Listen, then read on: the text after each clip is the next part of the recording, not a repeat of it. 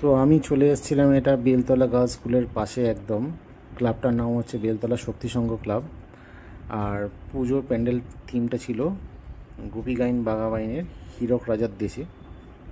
চলো ভেতরে ঢুকি, আমার খুব ভালো লেগেছিলো, তোমাদেরও দেখাই। তো প্রথমে ঢুকতেই দেখলাম গোপী গাইন বাঘাবাইন দাঁড়িয়ে আছে সেই সিনেমার সাজে। তো এক কথায় খুবই ভালো লেগেছিল। আর পরিবেশটাও একদম সিনেমার মতনই করে দিয়েছিল।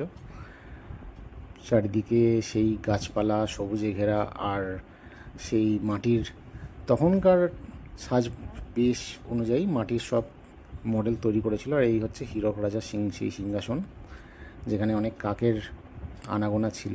আর তার পাশেই ছিল চারুলতার ঘর। তো অল ওভার খারাপ লাগেনি, যদি আমি একটা জিনিস বুঝতে পারিনি, সেটা হচ্ছে পাশেই দেখেছিলাম একটা টেলিফোন লাইন, তার তলায় অনেক টাকা, 500 টাকা 2000 টাকার নোট। সেটা আমার অবশ্য আমি বুঝিনি ব্যাপারটা কী করতে গিয়েছিল। তো যাই হোক, তারপরে আমি যখন গেছিলাম ভেতরে, তো সেই হীরক রাজার অ্যাডমিনিস্ট্রেশনের জায়গাটা, সেটা কিন্তু আমার একদম সেই সিনেমার মতনই লেগেছিল।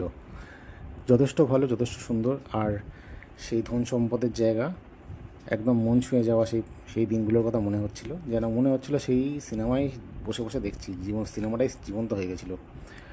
যদিও মণ্ডপের মধ্যে আমরা ঢুকতে, এই মণ্ডপের মধ্যে যে প্রতিমাটা ছিল সেটা দেখে কিন্তু হীরক রাজার দেশের এই সিনেমাটার সঙ্গে কোনো মিল পাইনি, বরঞ্চ আমার মনে হয়েছিল পথের পাঁচালীর অপু দুর্গার কথা, সেরকমই লেগেছিল।